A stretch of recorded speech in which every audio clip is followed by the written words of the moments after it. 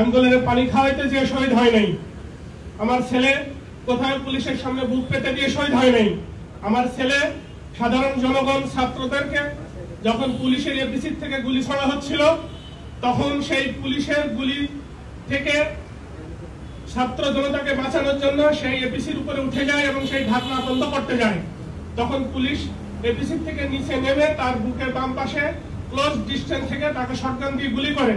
তারপরে সে যখন এপিসির উপরে পড়ে যায় তখন তারা তাকে নিয়ে বিভিন্ন দিকে প্রদক্ষিণ করে এবং এটা আমার ধারণা যে বিশ্বের সবাই দেখেছে যে আমার ছেলেটার উপর কি অমানবিকতা করা হয়েছে।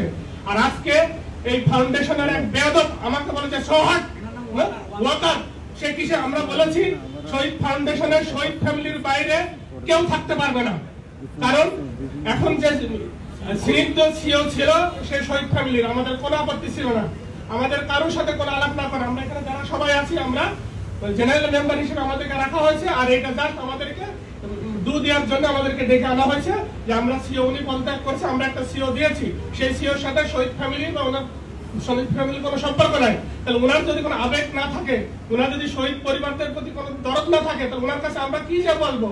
তাহলে কি আমাদের সন্তানরা কি শহীদ হয়েছে এই কারণে শহীদ ফ্যামিলির লোক এখানে রিফ্লেকশন করার জন্য? আর ওনারা বলছে যে আমরা কোয়ালিফাইড লোককে বসানো হয়েছে। আমি বলছি যে কে কোয়ালিফাইড না শহীদ ফ্যামিলির ভিতরে? আমি বলছি আমি Dhaka university first class first, আমি 22 বছর ব্যাংকিং চাকরি করেছি, আমি 17 সালে যমুনা ব্যাংক থেকে সিনিয়র ভাইস প্রেসিডেন্ট হিসেবে পদত্যাগ করেছি, আমি সিওর জন্য কোয়ালিফাইড না? আর কোত্থেকে কাকে ধরে নিয়ে আসি, কেন হচ্ছে তাকে আমাকে সিও হিসেবে মেনে নিতে হবে? এই কথা যখন বলা হয়েছে তখন ওয়াকার সাহেব এটা আপত্তি করেন। আপনি কেন আপত্তি করেন? কারণ তিনিও হচ্ছে এই শহীদ ফ্যামিলির কেউ না, ওনাকে কেন ওখানে বসানো হয়েছে? ওয়াকার সাহেবের পদবি কি বা পরিচয়টা কি? ওয়াকার সাহেব ফাউন্ডেশনের ট্রেজারার ছিল।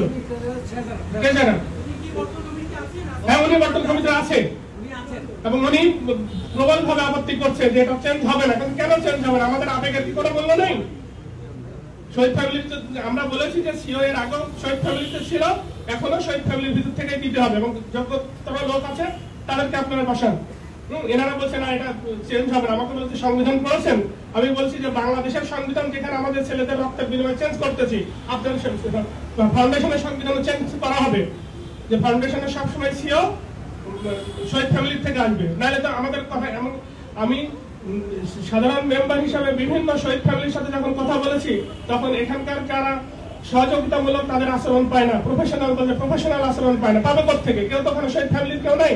এমনকি ফাউন্ডেশনে যারা আহত যাদেরকে কর্মসংস্থান দেওয়া উচিত ছিল, ফাউন্ডেশনের অধিকাংশ কর্মচারী আহতও না, তারা আহত যোদ্ধাও না, তারা